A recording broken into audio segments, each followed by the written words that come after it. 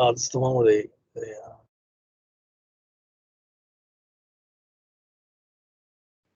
I was in a meeting the other day, and I'm so used to having so many controls because I'm usually the organizer, and I didn't have any controls, and I was trying to like help, but I couldn't.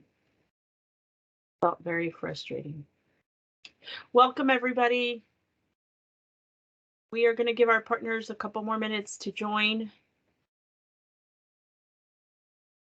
As always, if you have a second, please enter your full name and agency represent on the chat so we can continue to take attendance for our community planning meetings.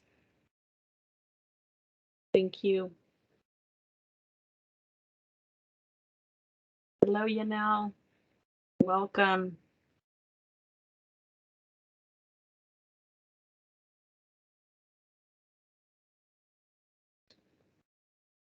Lana, Jared, Melanie, Maria, welcome. Thank you for being here. Thank you for having me.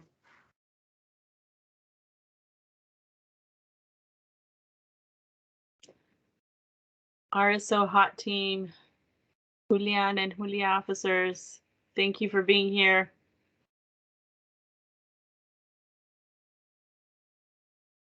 See a lot of our COC partners joining as well. We are actually going to be relying our COC staff to help at the sites as county coordinators, so I'm glad they're attending these meetings.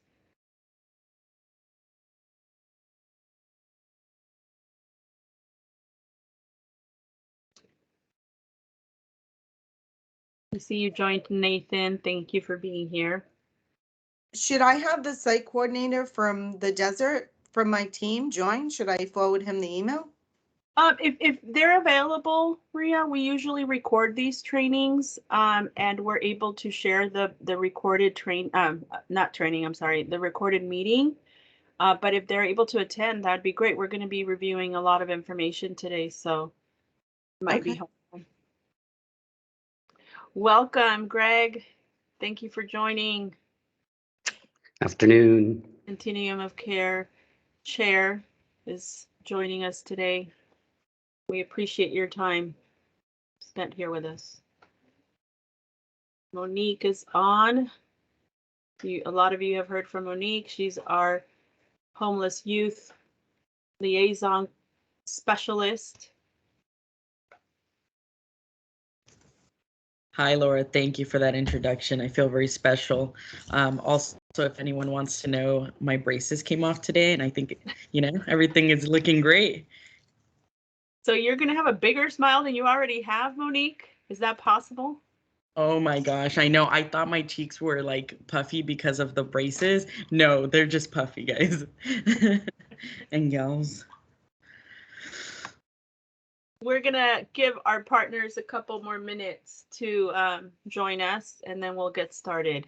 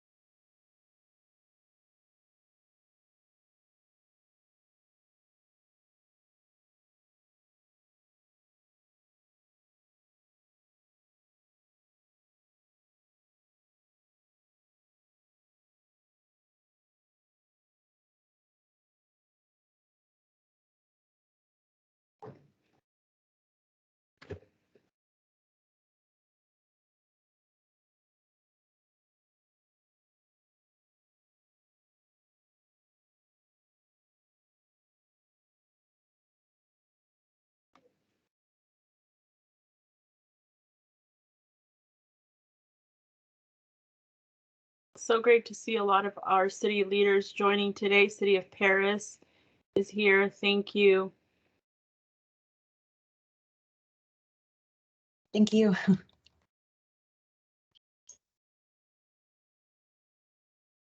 San Jacinto.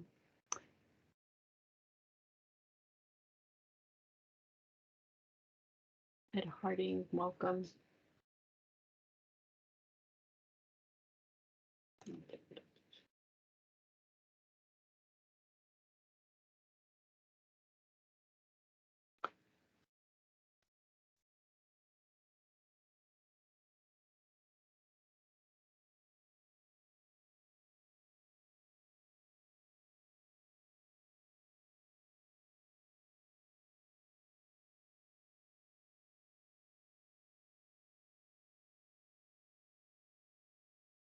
Welcome, Edna, City of Menifee.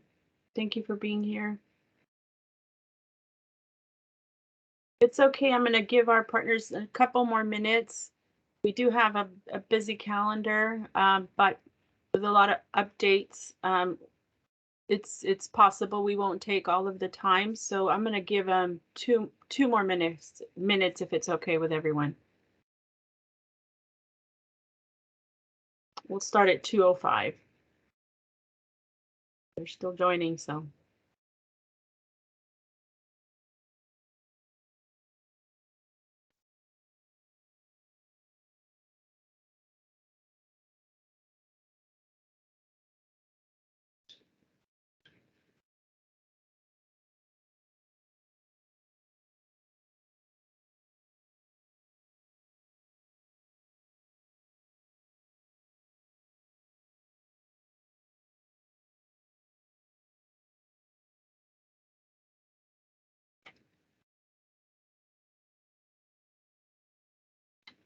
Okay, just right before we get started, a reminder, please enter your full name in the chat along with this agency or city that you represent so we can continue keeping attendance for these community planning meetings. This is our community planning session for the 2022 Homeless Point in Time count. Last one before the count. It's a very exciting time for us, and we hope that this meeting gives you a lot of updates and answers a lot of the questions you might be having regarding the count. Officer Dixon, welcome. Robin Reed, welcome. Catholic Charities, thank you all for being here. I'm going to go ahead and get started with a quick introduction of what we are going to be focusing on today. Welcome in planning updates. I will review some of those planning updates for you. We do also have Nathan Chang here from our RCIT department, who's been instrumental in helping us plan this count with that Esri app that we've been using, as well as AJ Vasquez from Operation Safe House, who is the Youth Point in Time Count Coordinator this year. So we have a couple of updates for you. So we'll go ahead and get started.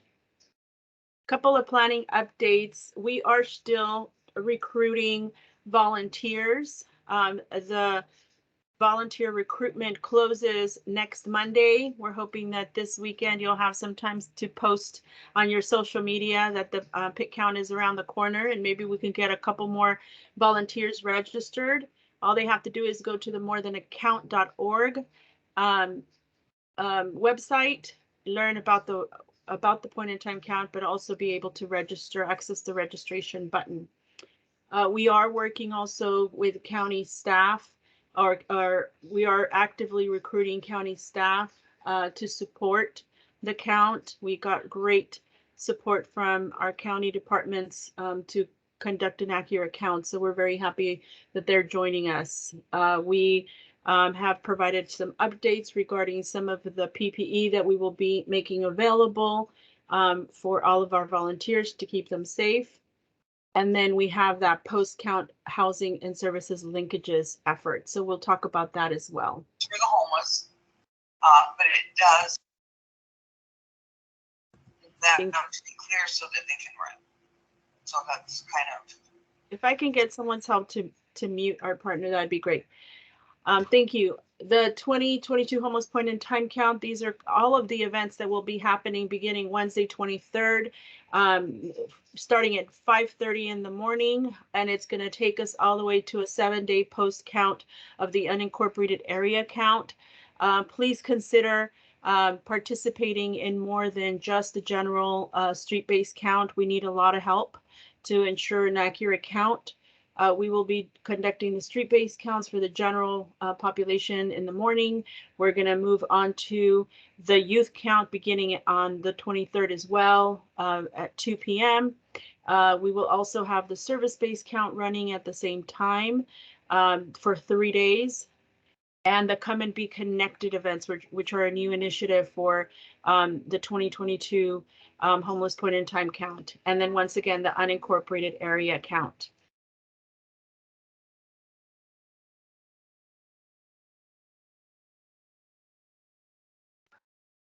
Sorry about that. I was getting some noise.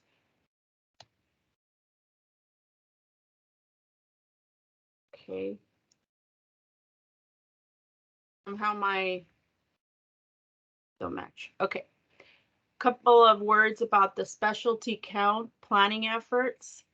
The service-based count is kind of our backup to the general street-based count. We are actively recruiting service providers that provide services in their community between Wednesday and Friday of next week. Oh, not next week, the week of the count. I was going to say it's not next week.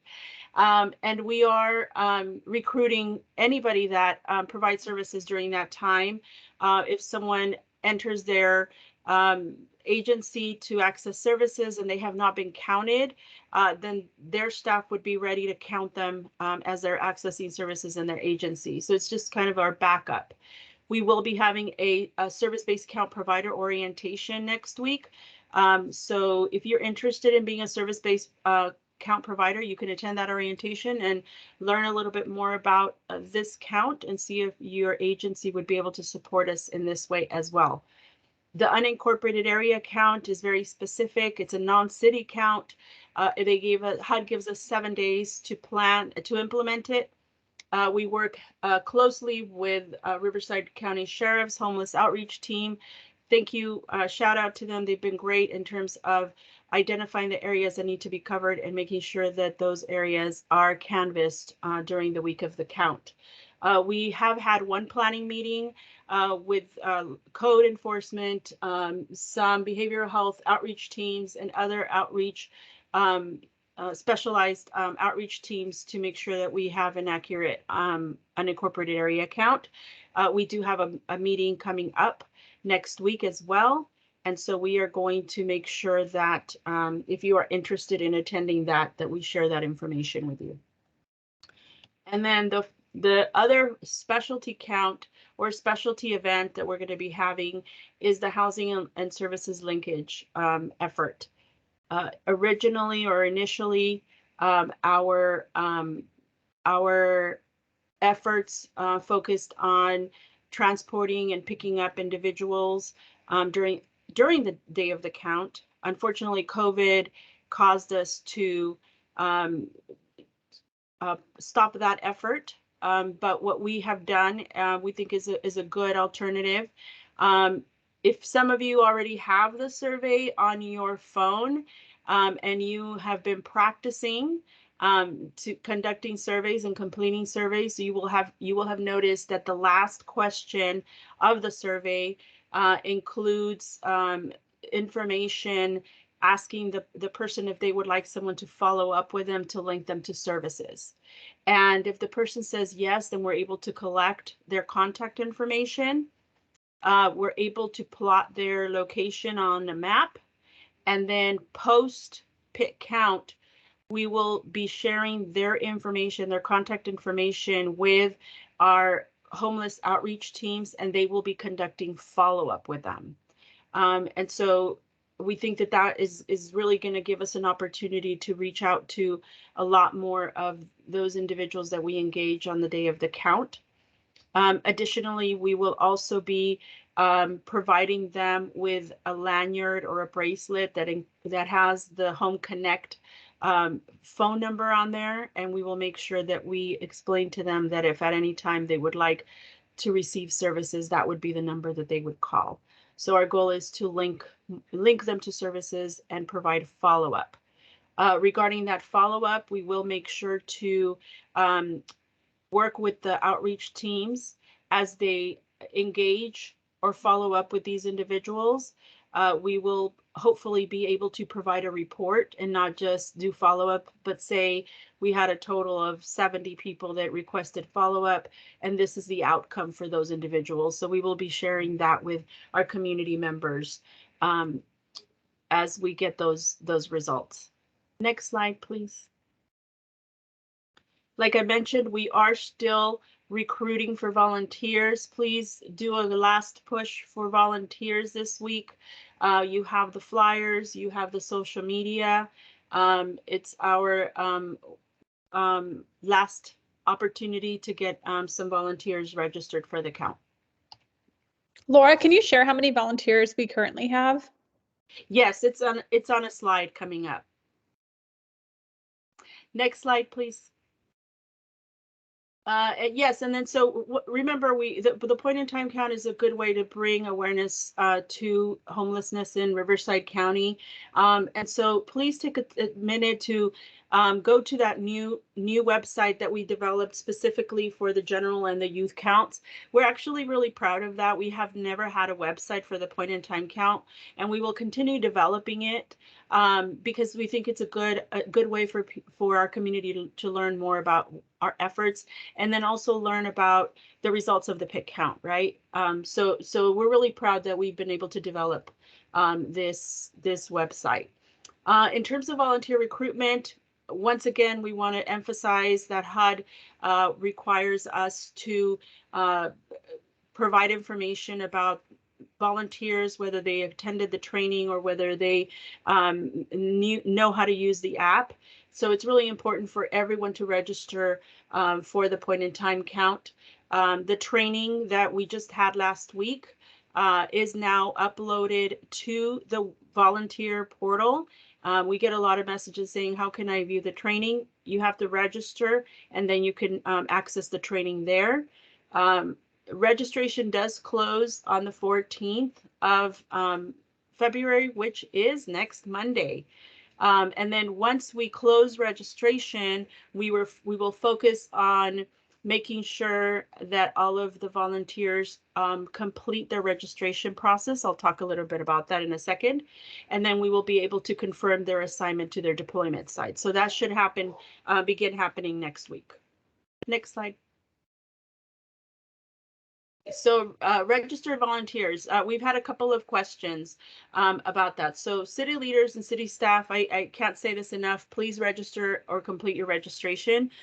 We still have some individuals that have not done that. We know that you're busy, but if you wouldn't mind just getting in there and registering. The important piece is the Riverside County liability release or waivers.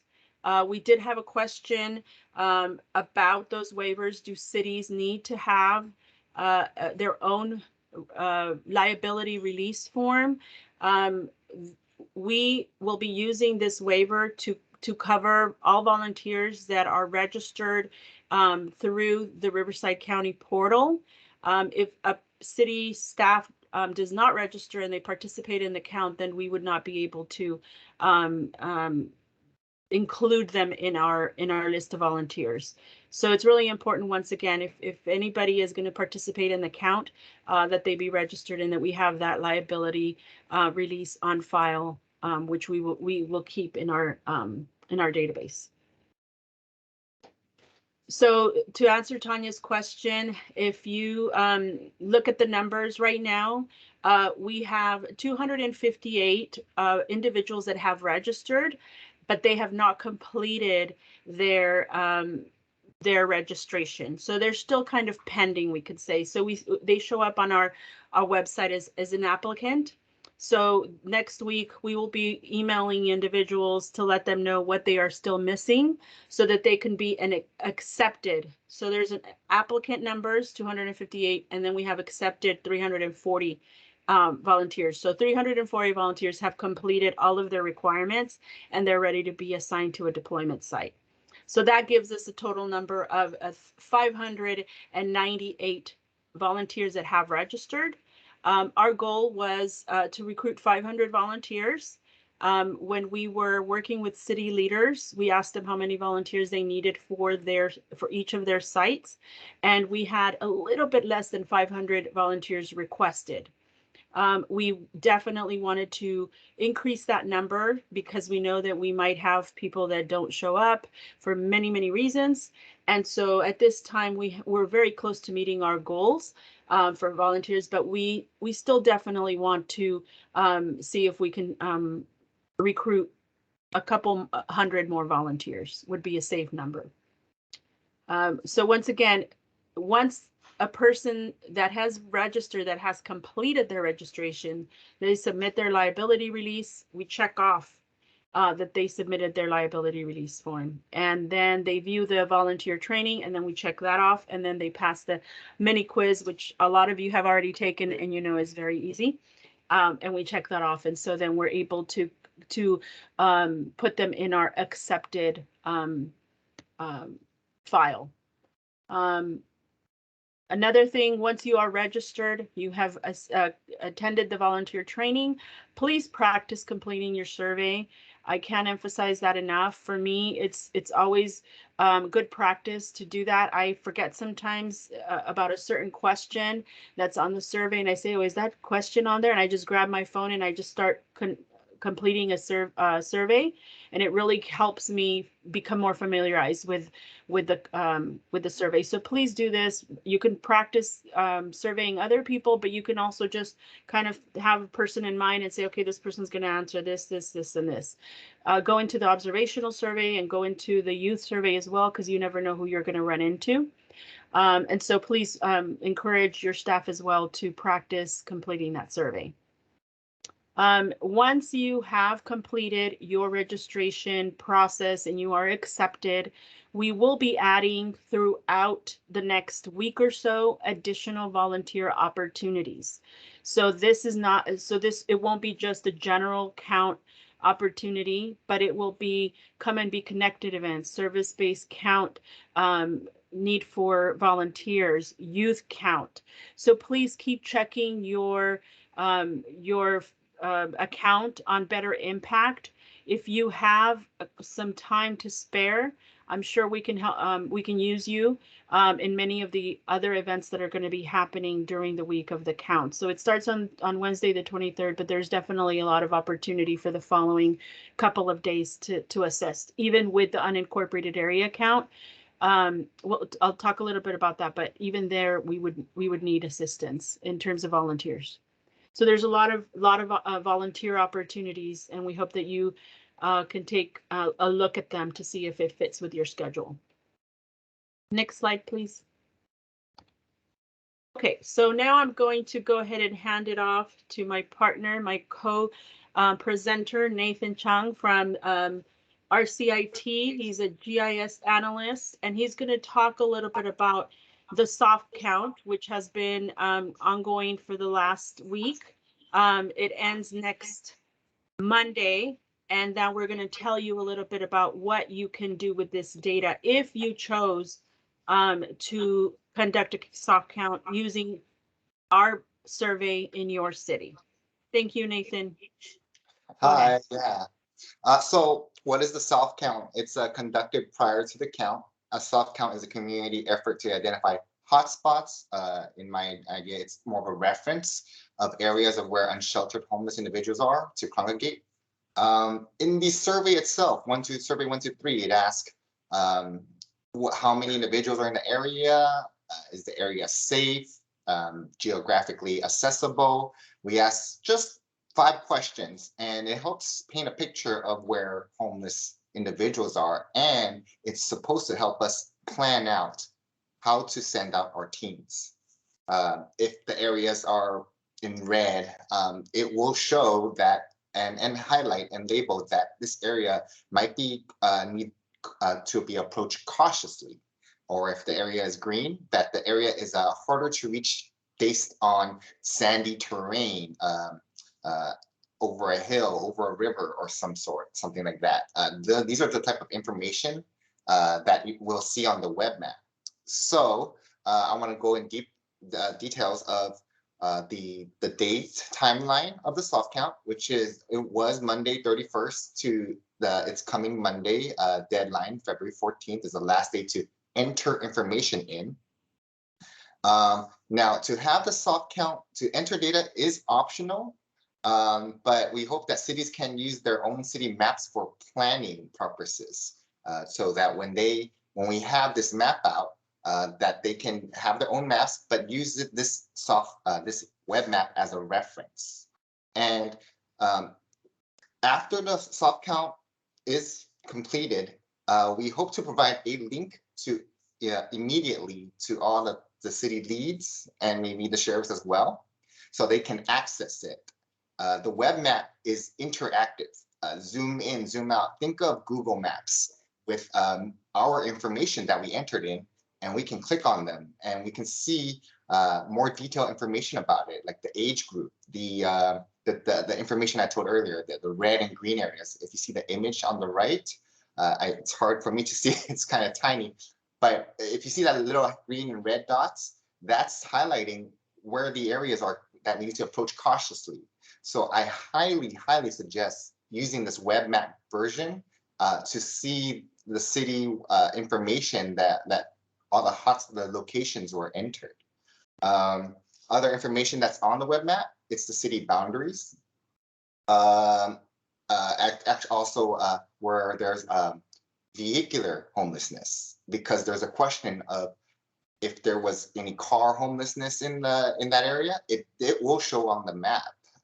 So that's what we're pushing for the web map version. Can we go to the next slide? So this is for cities that don't have the ability to print maps or view online maps. So we do offer a service. We're not charging for a service, but we really push for the web map. Is the digital PDF version. It's going to be similar to a screenshot, but we're going to take those points and we put it on a map. It includes the city boundaries, the soft count locations.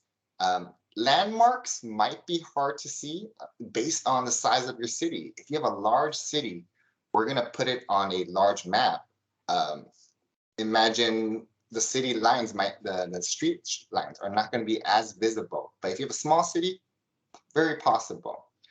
So we're going to export it to a PDF for you upon request, and we're going to email it to you so you can open it on your own mobile device, on your PC, laptop, share it with others. So that we want to keep this more of a paperless option. And third option is the physical hard copy. We did ask cities that if they needed a printout to tell us by February 11th, which is tomorrow, as a deadline, so that in the scenario that you don't have a possible way to print out a map for visual, for planning purposes, we can offer to print that for you. We just need a heads up, and we're trying to lower our paper consumption. So I would say this will be the last final option for planning purposes. Next slide. I could go into detail for here, Laura. So in a scenario where we're gonna do a planning process, we have like a screenshot over here of the city of Hemet, I believe. And if we were to print it out, it would just be the city boundaries and the dots on the map with the street lines. Now, in the case of planning purposes, Laura drew out team 1, team 2, team 3, team 4, based on the intersections of the streets. So going down, I forgot what was that street name, but going down the corridor, left side would take on team 1, team 3 will be taking on the left side, and then on the right, team 4. This is all self-planning purposes. We don't plan for you. Hopefully you guys have a plan of your own. And based on how many volunteers, so that you can cover most of the areas. And I like this map, this portion, because when you divide the teams, you can see if there's more encampments. There's a little bit orange dots on the map you see, and we can notice that those are more encampment areas that we could probably make that area smaller so that the teams can cover more people, and then expand on the areas that are mostly empty. So it's more of a planning process that we want to push for. So these are suggestive. Correct, Laura? Correct, Nathan. Can I provide a couple more pieces of feedback? And so, like Nathan said, when we provide you with that access to the actual map, the interactive map, our goal is to have each city decide who's gonna decide the areas within that city. So we leave that up to the city leaders and law enforcement. Some cities only have law enforcement as law enforcement led, then obviously it would be law enforcement. And then others that have both, they can kind of decide who's going to look at the map that includes the city boundaries to make sure they're within our city boundaries, and decide how many teams we're going to need to cover the area on the day of the count. A couple of things to just keep in mind. Ideally, I think it would be best if you determined how many teams you're going to need before the day of the count. So really starting to look at your map, maybe early next week or end of the week, so that you have an idea of how many teams you're going to need. And then on the day of waiting until the morning of the count to assign volunteers to those teams, unless you have city staff. City staff, you would probably say, okay, this person is going to go in team 1, team 2, however many teams you think you're going to need. And the reason for that is because we do anticipate some volunteers not showing up. Some volunteers will cancel ahead of time, some won't. And then we are recommending to our volunteers that if they have any symptoms the day before they participate in the count, that they not show up. And so because of that, we don't want you to spend your time creating teams based on your volunteer lists and then having teams not look the way that you planned because you have less volunteers. And so once you kind of have the city laid out and you have created the boundaries within the city for each team, then you can kind of focus on the team 1 area, screenshot it, and then you can print that as the map that goes out with the teams, and they will know which streets they are to stop and which area is theirs. And then I think, Nathan, you were going to mention something about if there's a lot of activity, as you can see between team 2 and team 4, that line has individuals identified in both sides. And so just really being mindful and telling, your volunteers that they are to stop. And even if they see someone across that street that they identify as homeless, that they would not cross over because of duplication. That's correct. And so once again, this is just an example. Your city could have 1 or 2 teams. Your city could have 8 teams. It really depends on how law enforcement decides to divide up the city. And we hope this is helpful. I know we've had a couple of questions come in about who creates the teams and kind of how does that happen? And I hope that this helps with the planning a little bit more, and it's a little bit more clear. Were you going to say something, Nathan? I'm sorry. You covered everything I was about to say, yeah. Very pushing on the non-duplicating portion of it to avoid it. If we're going to split the cities, making sure that the team that's counting their side of the street only focuses on their side of the street, even though they see a homeless individual on the other side of the street, not to count them, because another team will be counting them. And we did check in with a couple of more seasoned outreach staff that have participated in PIC counts before. And we kind of shared that their counting counting team strategies, which are very similar to kind of what we just recommended. You know, just dividing your city into smaller manageable areas based on the number of volunteers and staff you have. And then remember, you have 4 hours if the scenario would happen where you were thinking you were going to have 4 teams, but you're only able to create 2 teams on the morning of the count. You can have them cover one area and then, you know, start another area later. We definitely want to avoid missing people because they're going to get up and they're going to go, they're going to move around. But if that's the way you have to do it, then that's, you know, that's the plan you can create. We have 4 hours to conduct the entire count. And then they provided as well was kind of the roles or who should be in a team. If you have law enforcement or code enforcement, definitely those are always great to have in each team for safety. And then also experienced outreach team members familiar with the city and its homeless population. That's really important as well. I don't know if some of you know that at the end of the PIT count, we do send out a volunteer satisfaction survey, and we ask our volunteers about their experience. It's a good way for us to improve. And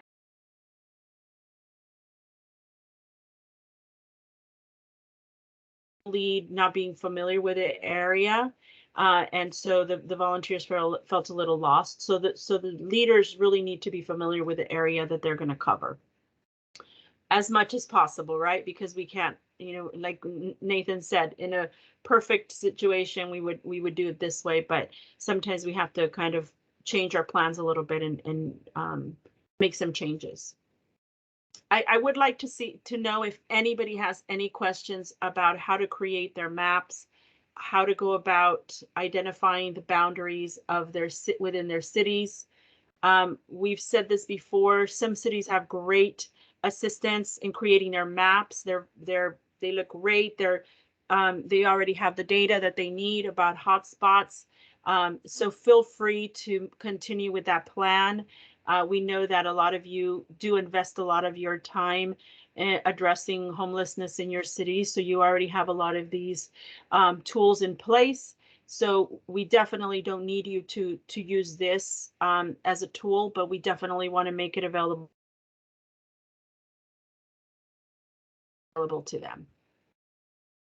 Any questions about creating the teams and using the maps?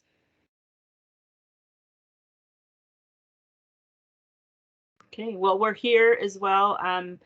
If you have questions, we're definitely able to speak with you through email to answer any questions you might have about the teams. Finally, I wanted to just mention, and I don't know if I put it in the next slide. Can you go to the next slide, Jonathan? Okay, so can you go back, please? Just as a heads up, we will be asking our city leaders and law enforcement to submit the maps that they use for the PIT count after the count. Not something that has to happen on the day of the count, but just if you could submit them, you can just, you know, do a quick picture of them and just send them to us. Once again, it's a HUD requirement that we have in our files the maps that were used to cover the cities for the point in time count.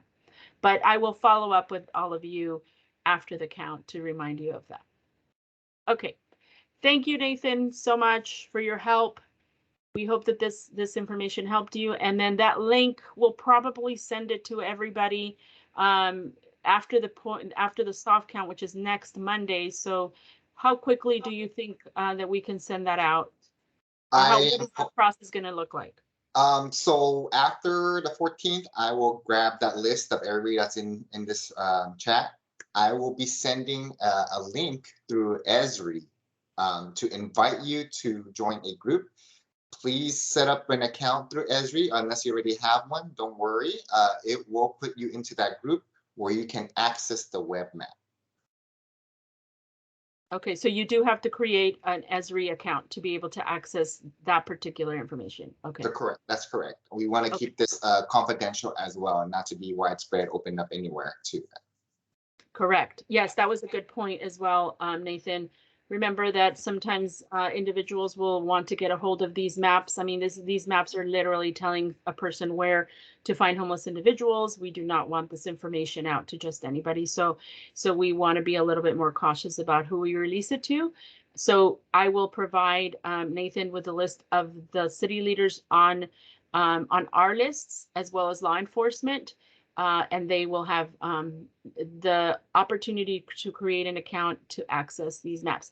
Once again, if you are using your city maps and you don't, you didn't conduct a soft count, because I know some cities opted out, and you don't need it, that's fine. We'll still send it to you, and then you can decide if you want to create that that account to access your data, your soft count data. Perfect. Thank you so much. So we will move forward. Next slide, please, Jonathan. Thank you so much. With a youth point in time count, we have continued to plan just as much for the general count as for the youth point in time count. And I have AJ Vasquez here, who's the coordinator for this effort, to give us updates regarding the point in time count. Go ahead, AJ.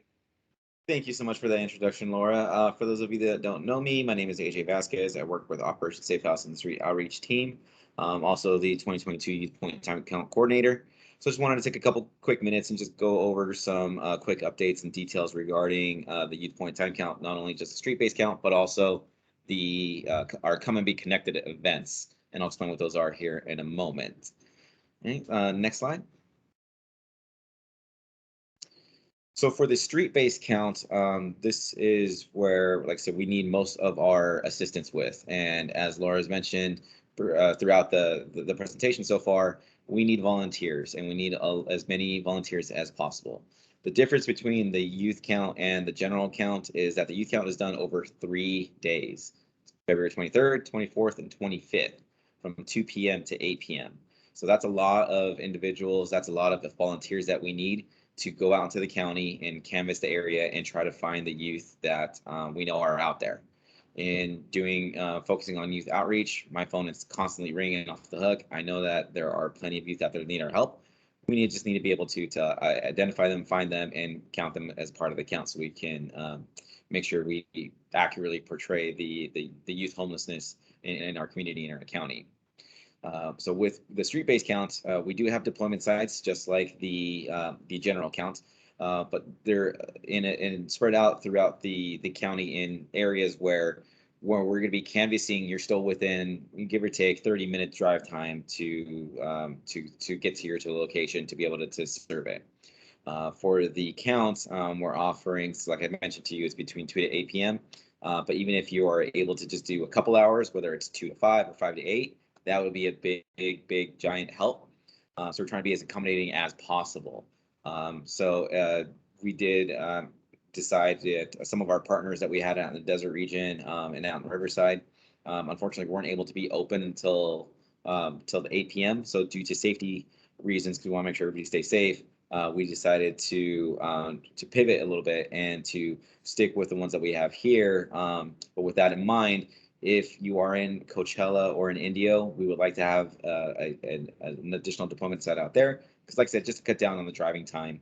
If not, teams would deploy from the Thousand Palms area, which is still right around that 30-minute mark. But ideally, I want to have as many volunteers as possible, so that way we could canvass as much area as possible and also reduce drive time. So that's why they said these locations are spread out strategically throughout the community, so that way we can spend more time counting versus logging windshield time in lovely SoCal traffic, right? And similar to the general count, when you show up at your assigned deployment site, you will be given a handout, which will have your map, your assigned team, your role, and then from there you will go out into the community and start canvassing. With the youth, it is very difficult to find them, so to speak, because they tend to blend in, they tend to hide. They're not usually in camping or in large encampments and whatnot. So we have identified hotspots in the community, so that way you'll have a list of those areas to canvass, and once you're done with those, canvass the additional area, because like I said, youth tend to move around a lot. And then before you leave the area, before the end of your shift, hit those hotspots one more time. So that way we're trying to try to capture, or not capture, try to get these youth and try to encounter them whenever we can. Next slide.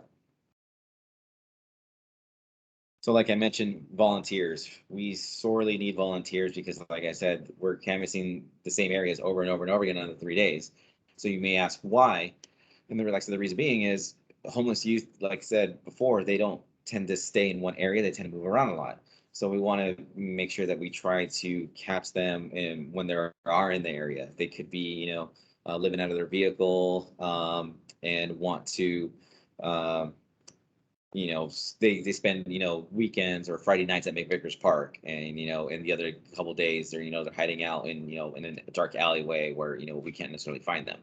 So that's why we want to try to canvass the areas as much as possible, so that way we can leave no stone unturned, so to speak. So volunteer, the window is still open. Please reach out to family, friends. Elena, I do see your question in there. Yes, we have reached out to high schools and our COE to try to not only promote the youth point time count, but also upcoming community active events, and for that same reason as well. We're open for any hotspots, so if you're familiar with any, please feel free to email me. I'll drop my email address in the chat. We're always, looking to get as much information as possible, right? And then additionally, I did see another question earlier of reaching out to students to assist with the count as well. We have reached out to UCR, CBU, the local universities to be able to see if anybody that's looking to be like an MFT or social work program could get some volunteer hours as well. I know a lot of professors are very supportive of that. So yeah, so great minds think alike. So thank you so much, Carla, for that idea. Yes, we do have social media flyers that we will share here in a moment. If Jonathan, I believe if you can assist me with that, put them on there. We have flyers for not only the volunteer recruitment, but also for our Come and Be Connected events, which I'll talk about here in a moment. Next slide. So this is what it actually looks like. This is for our Come and Be Connected events. So as I mentioned to you several minutes ago, youth can be potentially difficult to locate, and like I said, they're mobile. They're not really, like I said, camping out. So what we have been promoting are these events. Think of it as a resource fair, resource-oriented event, but with the caveat that if we do encounter somebody that's homeless, that is in the 18 to 24 range, we can go ahead and count them as part of the count. This whole goal, the whole idea behind these events is to try to get youth to come to us, right? For not only counting them as part of the count, but also trying to get them connected with services, with, either it be IEHP, whether it be getting help getting your birth certificate, social security card, ID card replaced, that sort of thing, housing.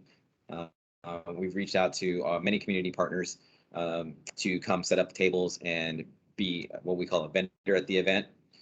It's like I said, mainly like I said, a resource fair. So there's one in every supervisory district that's going to be held at one per district per the day of the count. So in terms of the first day would be at the CFLC Empower Youth in Hemet. So that's on the 23rd. On Thursday, the 24th, it'll be held at Stepping Stones Tate Drop-In Center in Riverside, and also at the Rubidoux Youth Opportunity Center in Harupa Valley / Rubidoux. And on Friday, it'll be held at the Indio Wind Center in Indio, and also at the Paris Tate Arena Drop-In Center in the city of Paris. So if you notice, all of these sites, what they have in common is they are youth friendly.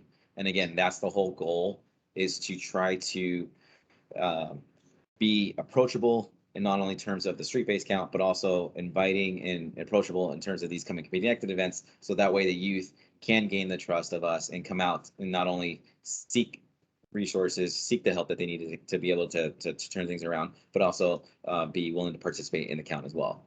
So with that in mind, we're still actively recruiting assistants and vendors for these events. So if you provide some type of service, whether it be mental health, housing, please reach out to either myself or Monique Garrow, my partner on this project, to connect and that way we can set up a table for you at these events. Specifically, I know we need a little bit more assistance in the Paris area. So if you're in District 5, either Marina Valley, like I said, in and around the Paris area, please reach out to us. We would love to have you. It's gonna be a fun event. You know, like I said, the whole goal when we started the point in time count was more than a count. COVID kind of threw a little bit of a monkey wrench in that, but with these Come and Be Connected events, we're still able to provide the additional resource to these youth. So that way, the long-term plan, we can potentially start to put a dent into our homeless population. And, you know, we tend to think that, you know, most of these youth are running away because they're, you know, rebellious or, you know, on streets because they don't want to follow rules. That's not always the case. Most of the time you'll encounter, and especially if you volunteer for the street-based count, once you get to know these youth, something has happened to them in their past that made them choose to be on the streets, whether it be some type of physical, mental, sexual, emotional abuse at home, got aged out of foster care and got kicked out, or, you know, parents are non-existent, that situation. It's a very sad reality when you tend to think that, when you realize that for this person, for this individual, they chose at the age of 18, 19, 20, 21, whatever, to be on the streets, to try to live out of their car because that's a safer option. It's their only option, right? So, like I said, with that in mind, if you, like I said, provide a service, please reach out to us. We would love to have you at these events. And at the very least, please share share the information about this through your social media. The more people that know about it, the better, right? That's how we were able to create these events and get these youth counted and, let's say, get those resources. Next slide. AJ, as we're going into the next slide, I do see that a lot of our partners right now, as they're listening to kind of what we're doing, they're giving us suggestions. If you have any suggestions of agencies that we should reach out to, please feel free to put them in the chat. We'll follow up with any leads that you might have, or agencies you might know of that would be a good fit. While we're sitting here, it's a community planning meeting, so we're open to receiving any feedback from any of you. With all of these events that we're going to be coordinating. And thank you, Laura. And I do have one other quick update, more of a question for the community. Literally right before this meeting, I received an email that February 18th through the 27th, the city of Indio is hosting a fair at the fairgrounds. My question to the group is, anybody in that region, can you guys speak to, you know, how big of an event this is? Like how many people tend to arrive at for this fair? The reason being why I bring it up is I'm trying to see how that would impact our count. Because like I mentioned, you know, we're going to be going out to doing the street-based count. I'm just trying to kind of gauge to see, you know, what the influx of people that would be in that area or what it would look like, since I'm not too familiar with this. Elena, I'm not quite sure what it's called. It was just an email that I received from my teammate out in the desert. It was the 18th through the 27th. So I'm hoping somebody's out here or is in attendance from that region that can speak a little bit more about that. Hi, it's Greg. So it's called Thrillville this year. It's not the regular date festival and fair. So it's really hard to judge what the crowd's going to be, just because there's not the usual big name musical acts lines up. But it's relatively self-contained because there's all parking on site, and so I don't anticipate that it's really going to affect, especially the pockets in Indio where homeless individuals are. They really don't tend to congregate around that area. Gotcha. Okay, perfect. Cool. I appreciate that input. And if nobody else has any suggestions, ideas, or input, then I'll go ahead and pass it back to Laura. Thank you, AJ, so much for all that you are doing to conduct or to plan an accurate count for the youth. We appreciate it. We're going to go ahead and move on. COVID is still in the back of our minds. We are doing the best that we can to make sure that all city leaders and anyone that's involved in the count follow the COVID-19 safety precautions suggested by our public health department. It's on the volunteer registration portal that we recommend that volunteers be fully vaccinated, although we do understand that that may not be the case with some volunteers. And so if they are not fully vaccinated, having a negative COVID test result before the day of the count, they can do the self-administered kind of over-the-counter home testing that they could just check to make sure that they're not testing positive. Very important to emphasize, we will not be collecting any kind of COVID results or confirming with anyone what their results were on the day of the count. The individuals that show up, we're going to assume that they tested before and they tested negative, or they are fully vaccinated. And then we will also be, next slide, please. We will also be distributing those KN95 masks to all of the volunteers, just to ensure, once again, next slide, please, Jonathan, that we follow these guidelines. So just once again, please remember, when we are at the site, we will focus on checking volunteers in and, making sure we create the teams. We don't want you to worry about collecting any kind of tests results or confirming if someone is fully vaccinated. Additional updates. I have begun to send out to all of the city leaders and law enforcement leads the city information confirmation. So it's an email that provides all of the information that we've gathered from you regarding your deployment site and regarding check-in time for volunteers. And I'm doing that, I'm sharing this with you because I want to make sure that we do a last minute check to make sure we have our information correct, because that is where we're going to be sending volunteers. We want to make sure that not only the deployment site location is correct, but also the time that volunteers are required to check in. We are recruiting, and we have already assigned most cities and RSO stations with a county coordinator. Those county coordinators are going to be there to provide us additional support and assistance to the leads, to the city leaders. There are some city leaders that have said, we're okay, we don't need a county coordinator.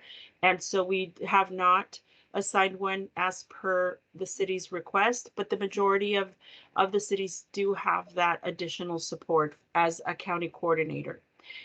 We actually were going to be having a county coordinator, city leader orientation next week.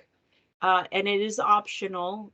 Most of the time, the individuals who attend this orientation are city leaders that are new to the count.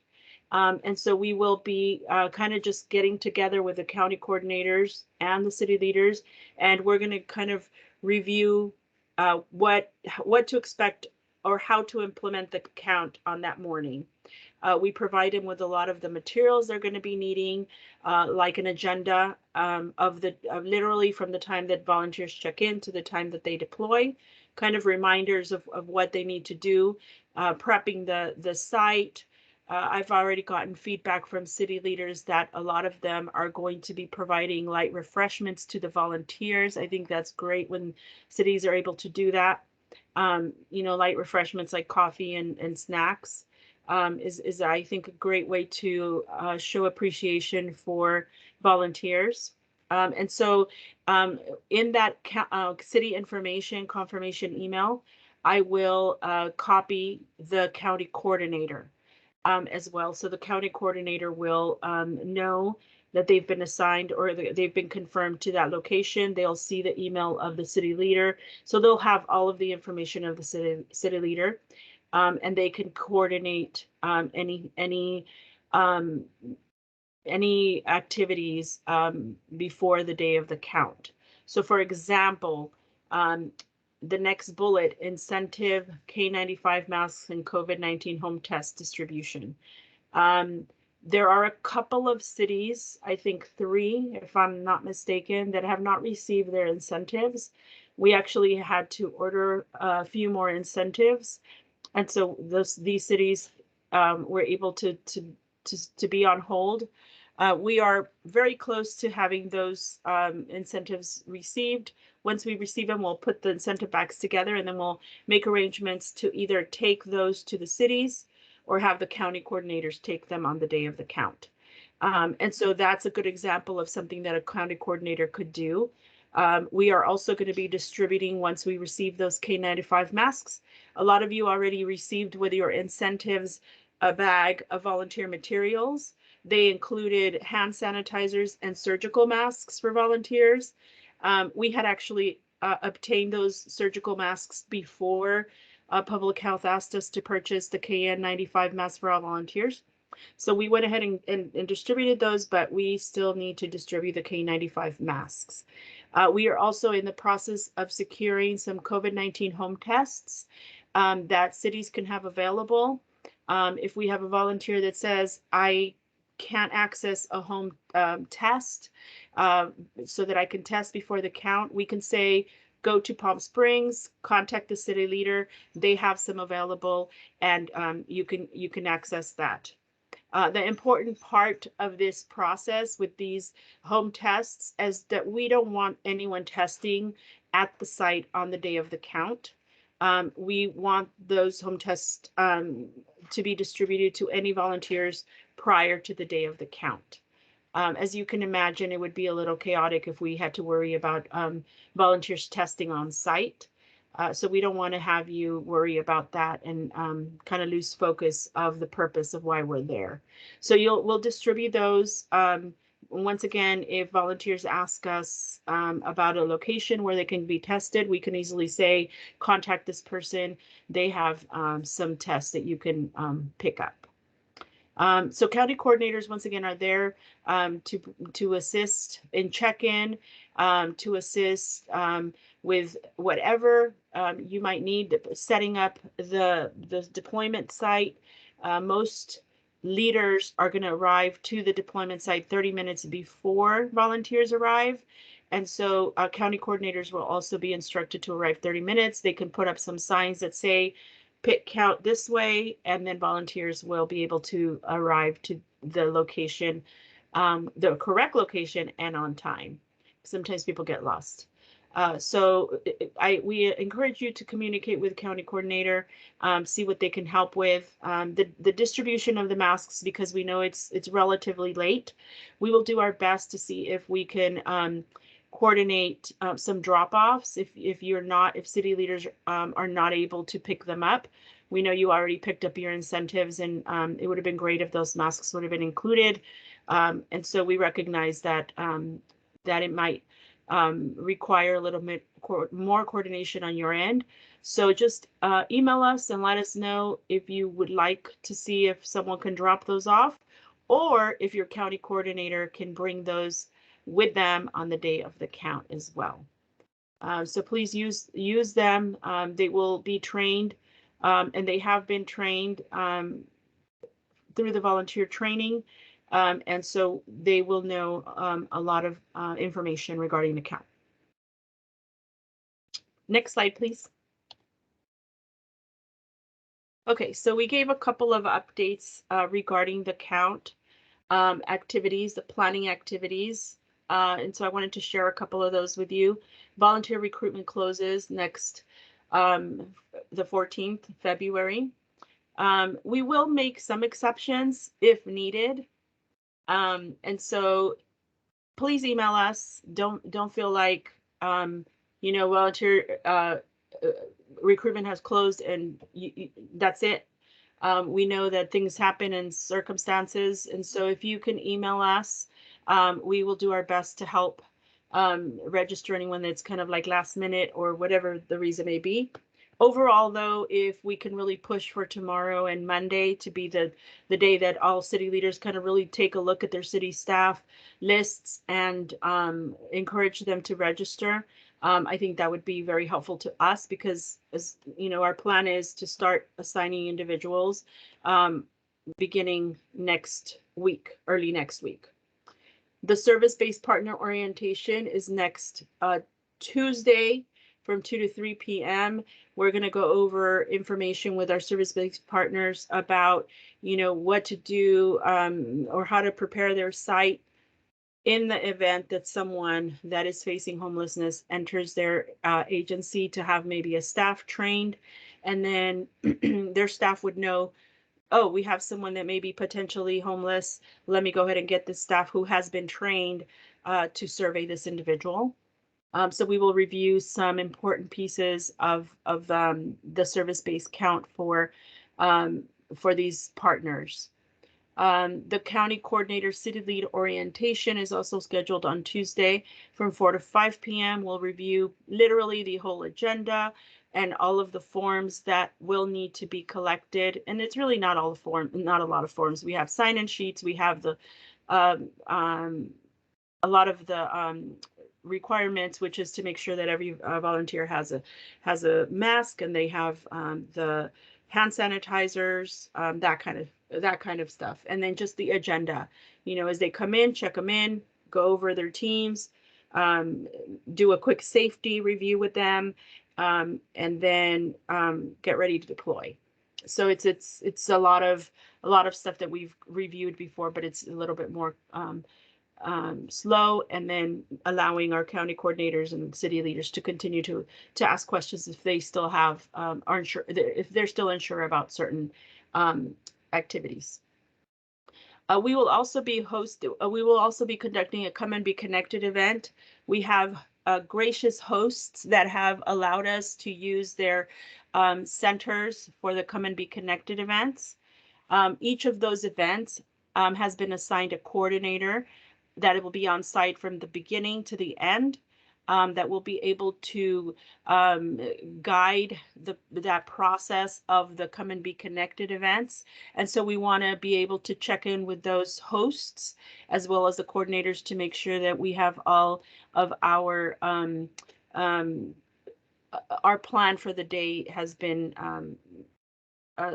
is secure and we don't have any loose ends.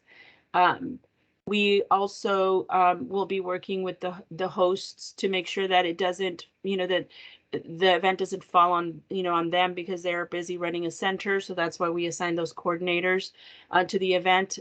Each event will have a check-in table. They will have a food table. We're going to be providing pizza, chips, drinks for those youth that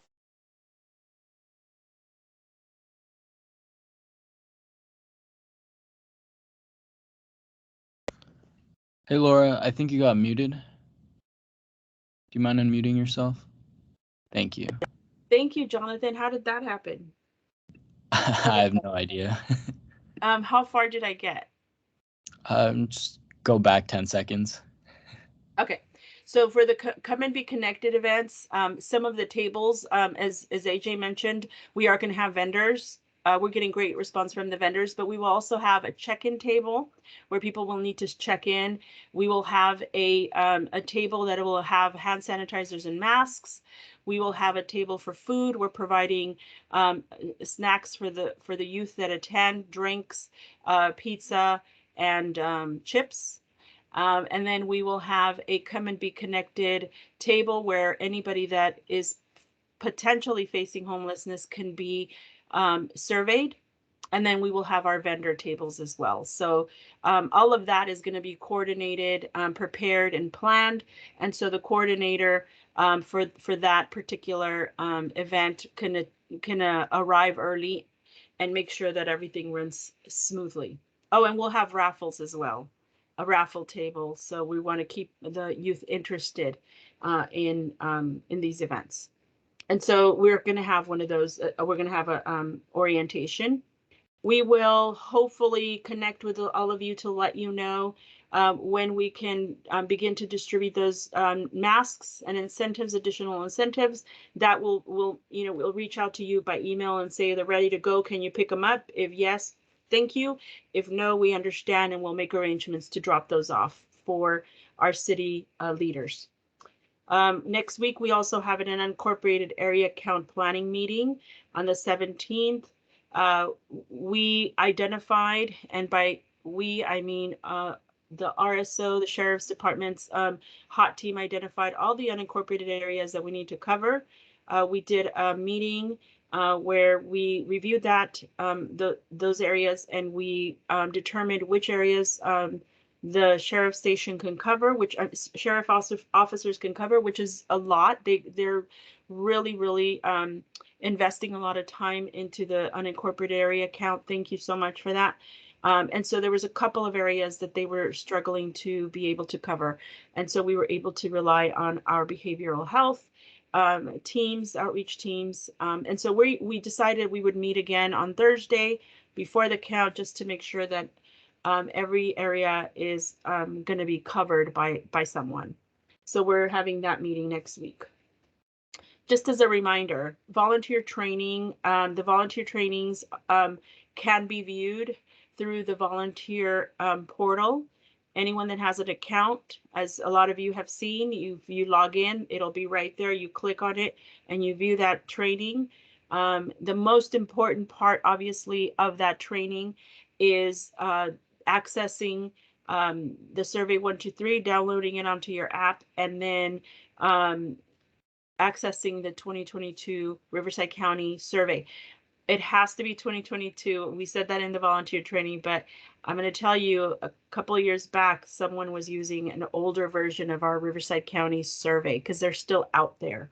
And so that's really the purpose of the volunteer training, to make sure that everybody has the correct survey. But once again, that's something that on the day of the count, city leaders, as they're checking in the volunteers, they can say, hey, you know what, can you just make sure it's, you have it downloaded and it's opened and it's the 2022 count survey.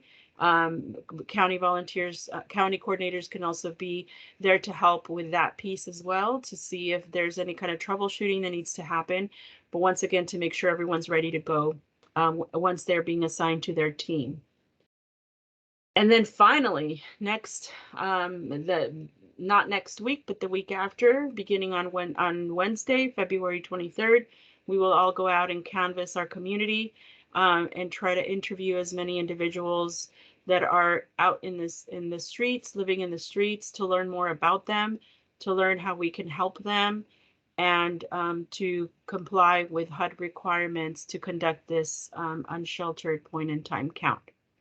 I did actually forget to mention or add on here the sheltered count. We have started planning for the sheltered count. We met this week with all agencies that enter data, all agencies that are, for example, sheltered or transitional housing agencies that enter data into into the county's HMIS database, so that they can be ready as well, preparing their data, making sure their data is accurate.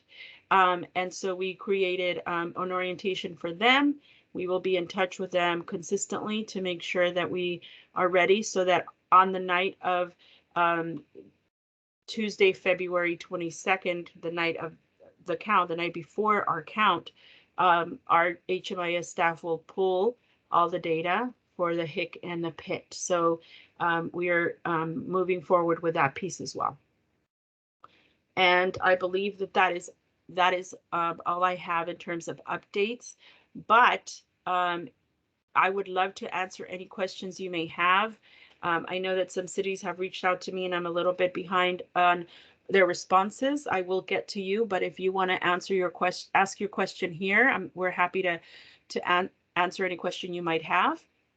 If you don't have any questions, if you are ready to go, feel free to exit the meeting, and then we can just stay behind with any partners that have questions, either way, or put it in the chat and I'll make sure to follow up with you. So here we have a question or a hand raised from Carla. Hello, Carla, go ahead. You might be muted.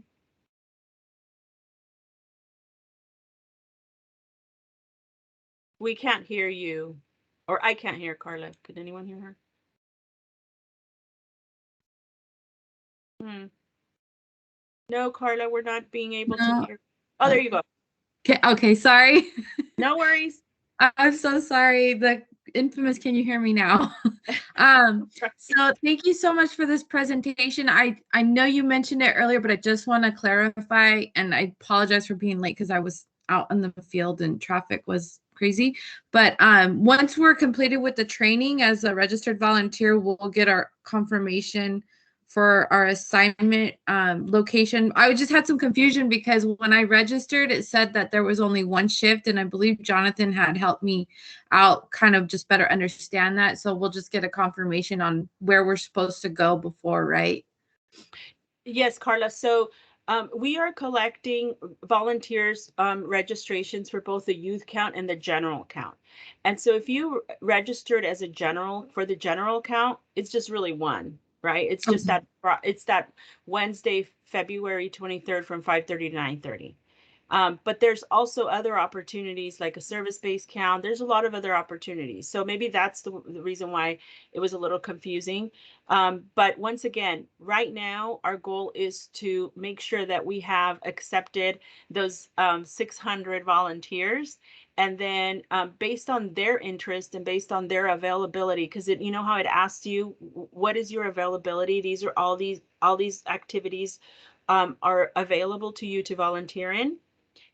Then we will review your choices and then let you know, okay, yeah, you can participate in this because you attended the general count training and you've submitted your liability forms. And then we will send the email letting you know where to check in on the day of the count. Okay. Yeah, because I kept my availability open because I got cleared from my supervisor to go ahead and do the general count because I work with Chris. So I unfortunately can't do the youth count, which I would love to do, but I just kept it open because of the time schedule and, you know, going in between. So I don't know if there's a way to notate it, but I do know that I am registered and I have my liability. I just need to finish the training. So I am going to do that after the meeting. And then hopefully I can get assigned because I'm in like Elsinore and I really want to focus on, you know, my community here where I live because I see it all the time. So hopefully I can get assigned there. Thank you so much for all the information. Yes, thank you, Carla. And remember, if you have any questions, you could always email us. Right now, all of the city leaders have been given, if they are registered, if you're not, then you have to register. But if you are registered, Jonathan, who is managing our volunteer database, has given you access to be able to go in there and look up anyone that you think, you know, oh, this is a city staff that is going to participate, but I don't know if they've registered. So you can actually look them up because you have additional, and this is only city leaders and law enforcement. Other individuals are going to have to email Jonathan through rivcopit@rivco.org and ask him or ask us what your status is, or if one of your if someone that you think should be registered is not. We are consistently getting about 10 emails a day with individuals asking these types of questions. And Jonathan, I agree, Carla, Jonathan is great and he's very helpful. He's a very calm person and he's perfect for this job because I'd be like, oh, you know what's going on, but he's really helpful. And so please feel free to email us. Sometimes you email me and then I just forward it to him and I say, can you help this person? And he's really great at doing that. So feel free to always reach out to us. We're here to help. We want to make sure that you're ready to go on the day of the count.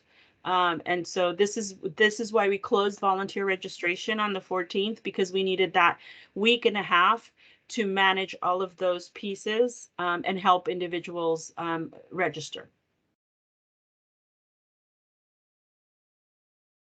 Great question, Carla. Any other questions?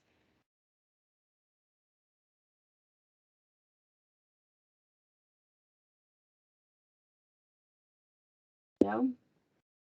We are going to be working diligently for the next week and a half to make sure that we're well prepared, and we provide you with the tools so you will be well prepared for the count.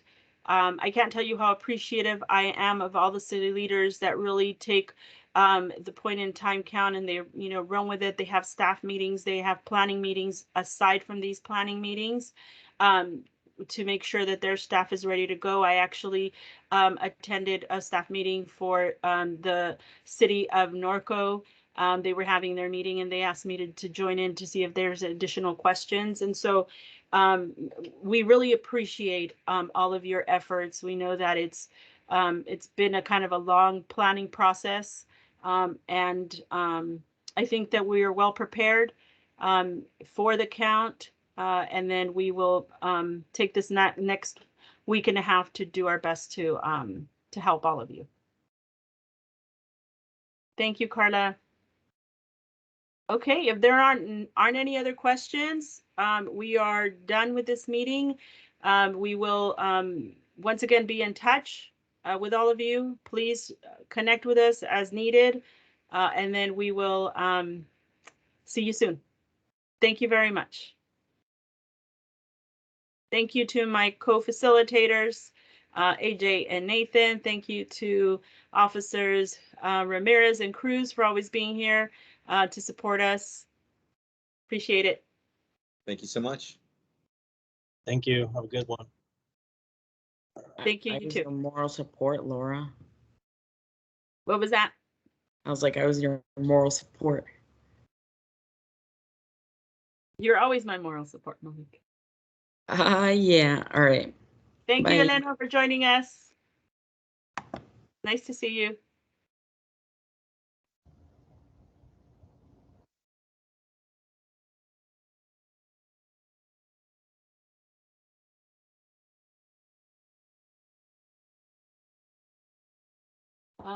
Can I stop? Oh, Melanie, can you stop the recording? Yeah. Thanks so much.